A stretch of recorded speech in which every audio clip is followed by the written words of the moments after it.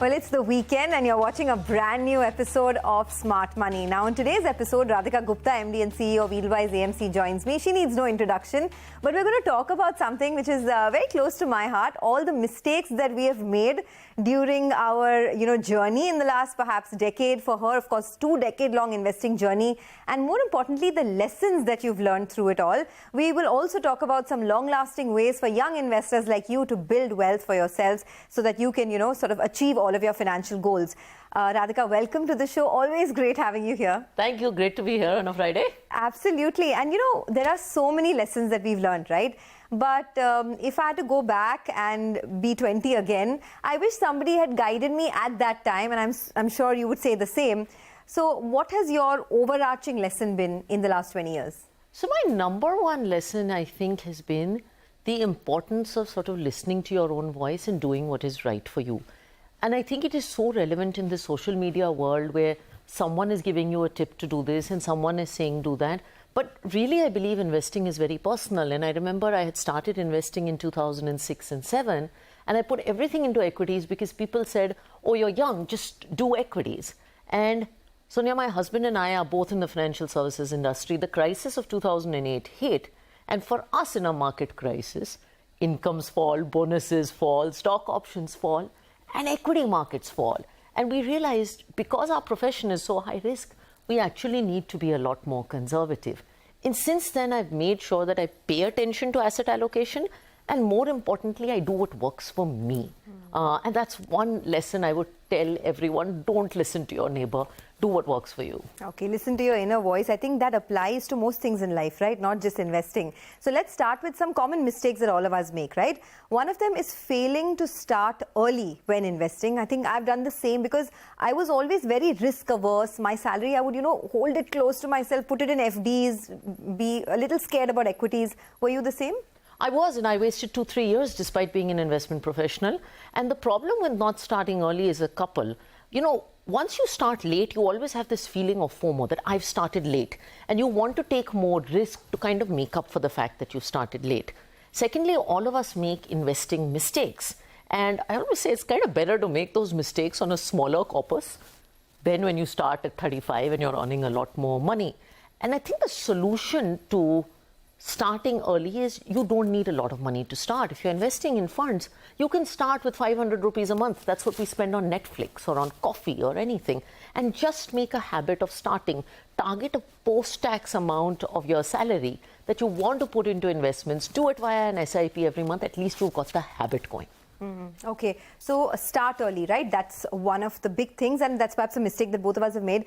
Let's also look at why exactly starting your investment journey early helps. So if you, suppose you're someone who's young, you're 20, 25 years old, somebody the other day told me that a 20-year-old, 25-year-old doesn't even have money to spare. What do you do then? I think everyone has money to spare. So if you're earning 20,000 rupees a month, it's not a huge amount of money. A lot of 20, 25-year-olds do earn that amount of money. Target that you're going to save 1,000 rupees a month. Your post-tax income is probably 15,000, 17,000 rupees. Just say I'm going to save 5% of it. Do an SIP with it so that that monthly habit goes out. The reason I think this works is we all pay taxes, right? So you don't say I don't have money to pay tax because you have to pay tax, right? An SIP is an automatic deduction. So it's like an investment tax. I call it the investment tax for young people. Get into the habit. Once you do 1,000 rupee one, you'll see your portfolio accumulate. Believe me, the next year you'll go and say, maybe I should take this to 2,000. Okay, so start with how much ever money you have. It can be as low as 500 rupees, 1,000 rupees, it doesn't matter. Got that. Let's move on to the third question now. A lot of investors that we see, bank on asset allocation, right? Yes. What's your take on that? It's super important. Most people don't know what it means and how to break it down. I call it a balanced diet equivalent. You don't want to only eat protein. You want to eat protein and carb and fat, etc. And while most of us talk about equity, and equity is a great asset class for wealth creation, the reality is when our portfolios are down 30-40%, we get scared. We get nervous. We want to run away from the market. And these things are natural. You need other asset classes like debt to be a cushion in your portfolio.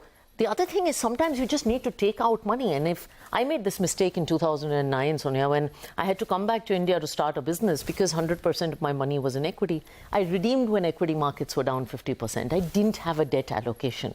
if I did, I could take out money. So debt is always your place to take out money if you have a need. And again, today there are so many ways to do asset allocation without wrangling your brain over it. Okay, so asset allocation is important. Got that. Moving on to the fourth one, right? Another big lesson that you've learned along the way is stepping up your investments in SIPs. We all know that, you got to do SIPs and all of that. But at what point do you decide to step up your investments? Is it when you get your increment? Is it when you get your bonus? And do you continue to invest in the same fund or do you diversify? So I like to look at my portfolio and SIPs every 2-3 years. And I learned this mistake when I was doing one of these reviews, and I realized this is my post-tax income, this is the amount of SIP, and my bank account is suddenly getting a lot bigger, and I have a lot of surplus cash because I didn't top up the SIPs. Most of our incomes hopefully grow. So the nicest and most automated way to do it is to do something called a top-up SIP, which a lot of funds allow, where you can automatically have it increase, or you do a manual review. To the second question about funds, I like to have less funds. I get very scared when I see portfolios with 80, 90. I've seen portfolios with 300 funds these days. Actually, I think most investors need about 10 funds. So just doing more of the same works. It really simplifies your life. So 10 funds, 3 in large cap, maybe 3 in mid cap, and 3 like flexi cap funds. Is that the way to look at it? 2-3 multi-cap funds, 1 or 2 mid and small cap funds, maybe an international fund, maybe a hybrid fund, or maybe an arbitrage fund. You are done. Okay. 10 is high, actually, 8 to 10. Okay, 8 to 10 funds in your portfolio. Another mistake to avoid, according to you, is the FOMO factor, right? The fear of missing out. Now, I want to talk a little bit about this. In 2008, when most of us started our careers, at that time there was this Lehman crisis. I doubt any of us would have invested in the market at that time because there was, forget the fear of missing out, there was just plain fear. Yeah, there was fear of world ending. So how do you sort of, go against the tide? I think documenting what you need really helps. So I write down a set of investment principles for myself. These are the kind of returns I want. This is the kind of, like, if my portfolio loses 10%, I'm comfortable. But if it loses 30%, personally, I'm not comfortable. These are the kind of funds I want to invest in. These are the things I will not do. And that document, it's a one-page document. It's almost an anchor for me. And now me and my husband, we manage things together. It's an anchor for us not to fight with each other also, because we know what we want. So I think having a set of basic principles sometimes avoids FOMO.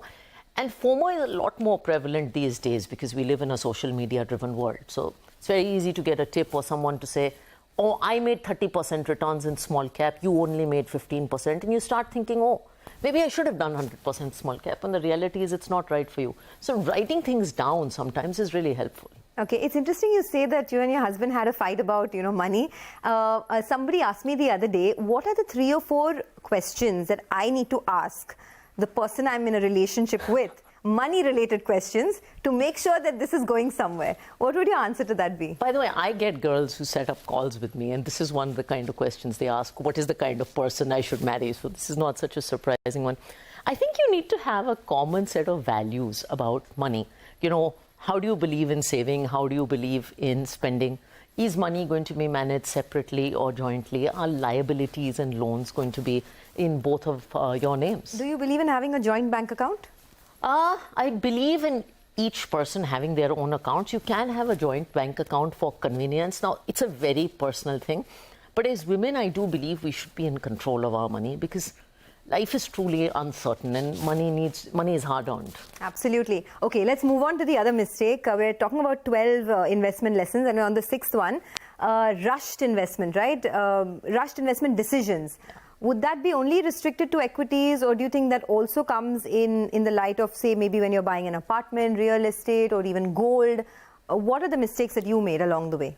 So I think rushed investment decisions are really important because the more thinking you do before investing, the less pain you'll have after investing. I have also done these mistakes.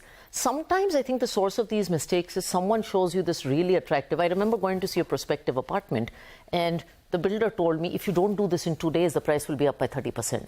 And, thankfully I didn't fall for it, but I know a lot of people who do. And what I want to say is that no investment opportunity is running away. And even if it is running away, no investment opportunity is worth investing in if you don't understand it. It's just not worth it. And reality is, I don't think most things run away. So this mistake happens in property, this mistake happens in equity, this mistake can happen in an unlisted investment, can happen anywhere. So did you go ahead and buy that property? Thankfully not. I don't like illiquid investments too much, so I'm very careful about that. Absolutely. Even I believe in that. After the age of 40 particularly, I think 80-90% of your investments should be liquid, right? Because if you have a property, however good that property is, it will take you a minimum of 1 year to sell it properly, right? To get the right price in the market. When you go to buy a property, it's very easy to buy. But when you actually go to sell it, is when you realize the pain. And you have taxes, you have maintenance in the middle that you don't factor into account. You have all this extra transaction costs. So we worry sometimes about 20 basis points of expense ratio in funds. But if you start looking at the expense ratio of properties on a recurring basis and on an exit basis, it's very, very high. So someone really has to give me a serious premium to invest in something illiquid. And I always say that, you want me to do something illiquid? Tell me why you're giving me much more than what I could in a liquid option. Okay, there are a lot of pearls of wisdom here, but I do need to take a short commercial break. Don't go anywhere. We'll be back with Radhika Gupta of Edelweiss AMC to talk about her mistakes along her investment journey and the big learnings along the way as well. Stay tuned.